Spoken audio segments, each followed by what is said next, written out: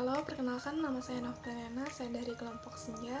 Di sini kami akan mempresentasikan tentang materi pengembangan karyawan. Definisi pengembangan karyawan. Pengembangan karyawan adalah suatu usaha untuk meningkatkan kemampuan teknis, teoritis, konseptual, dan moral karyawan sesuai dengan kebutuhan pekerjaan atau jabatan melalui pendidikan dan pelatihan. Sini tujuan pengembangan karyawan terdapat ada beberapa bagian. Yang pertama, produktivitas kerja. Yang kedua, efisiensi. Yang ketiga, mengurangi kerusakan.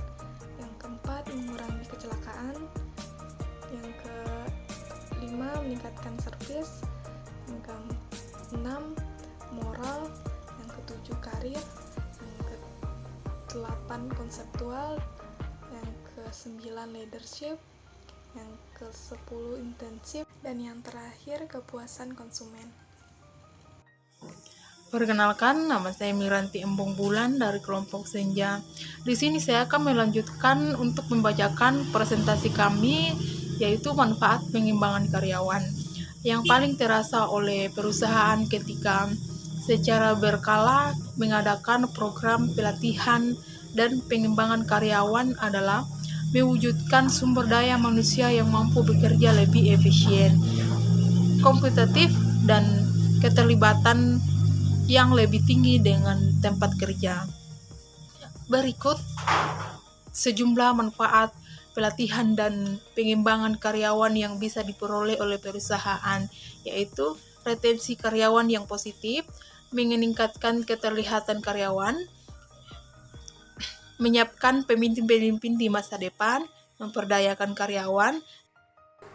Baik, perkenalkan nama saya Denny Chandra Kirana, NPM 2061201130. Di sini saya akan menjelaskan tentang jenis-jenis pengembangan karyawan. Yang pertama, onboarding, yaitu program pelatihan dan pengembangan ini dikhususkan untuk menyambut karyawan baru. Dan yang kedua, manajemen risiko. Manajemen risiko ialah pengembangan jenis ini didesain untuk mengurangi risiko atau mengimplementasikan proses manajemen risiko. Materi program biasanya memasukkan poin-poin seputar keselamatan kerja, keamanan informasi, dan kepatuhan. Yang ketiga, manajemen keahlian. Perusahaan memerlukan proses untuk mengidentifikasi keahlian karyawan. Ini juga dibutuhkan untuk mengembangkan area-area di mana ada kesenjangan di dalamnya. Yang ketiga, perencanaan karir. Program pelatihan dan pengembangan jenis ini dapat disesuaikan dengan minat dan ambisi masing-masing individu karyawan untuk meningkatkan kepuasan kerja dan kenyamanan mereka di tempat kerja. Dan yang keempat, manajemen pengetahuan. Jenis ini adalah di mana perusahaan melakukan proses pengembangan, mempertahankan, pemanfaatan, serta transfer pengetahuan dari karyawan yang lebih senior ke junior. Yang kelima, pengalaman. Karyawan diberikan kesempatan untuk merasakan langsung pengalaman yang akan memberikan manfaat bagi karir mereka, sekaligus kontribusi mereka kepada perusahaan.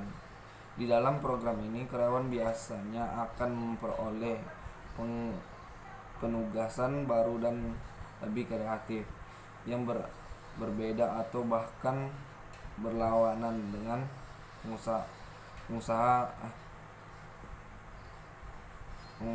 penguasaan rutinnya. Perkenalkan, saya Ibu Darman Saputra dari kelompok Senja. Di sini saya akan melanjutkan untuk membacakan presentasi dari kelompok kami, yaitu manfaat pengembangan karyawan. Metode pengembangan. Pelaksanaan pembangunan harus didasarkan pada metode-metode yang telah ditetapkan dalam program pengembangan perusahaan yang dirumuskan oleh bagian atau satu tim pengembangan. 1. On the job training. yaitu pelatihan dengan instruksi. Maksudnya adalah para pekerja ditetapkan dalam kondisi real di bawah bimbingan dan supervisi dari seorang pegawai senior atau supervisor. Vestibul, yakni suatu metode latihan yang dilakukan dalam kelas atau workshop yang biasanya diselenggarakan dalam suatu perusahaan industri untuk memperkenalkan pekerjaan kepada karyawan baru dan melatih mereka mengerjakan pekerjaan tersebut. Demonstrasi, yakni metode latihan yang dilakukan dengan cara peragaan dan penjelasan bagaimana cara-cara mengerjakan suatu pekerjaan melalui contoh-contoh atau percobaan yang didemonstrasikan. Programmed instruction merupakan bentuk pelatihan agar peserta dapat belajar sendiri karena langkah-langkah pengerjaan sudah diprogram, biasanya dengan komputer atau mesin pengajar. Magang melibatkan pembelajaran dari pekerja yang lebih berpengalaman dan dapat ditambah pada teknik of the job training. Seminari, metode ini menggunakan pendekatan atau presentasi dari instruktur. Gunanya tentu untuk meningkatkan kemampuan manajerial pada pimpinan. Metode ini dilakukan dalam suatu classroom dengan jangkauan audiens yang banyak. Karya menggunakan pendekatan yang mirip dengan seminari, yakni menggunakan ceramah atau presentasi, namun bedanya peserta tidak pasif mendengarkan begitu saja, tapi juga turut diminta partisipasinya dalam memecahkan suatu masalah. Understudy hampir sama dengan on the job training, hanya bedanya dilakukan dalam tataran kepemimpinan, di mana calon pemimpin dipersiapkan untuk menggantikan jabatan atasannya. Calon dipersiapkan untuk mengisi jabatan apabila pimpinannya berhenti.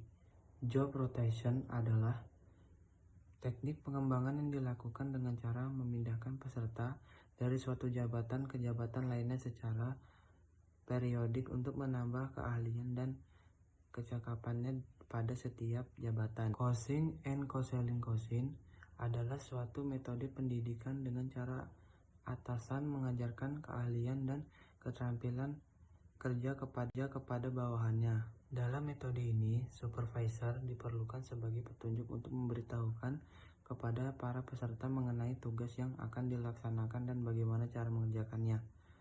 Sedangkan konseling adalah suatu cara pendidikan dengan melakukan diskusi antara pekerja dan manajer mengenai hal-hal yang sifatnya pribadi. Sekian presentasi dari kelompok kami ucapkan terima kasih.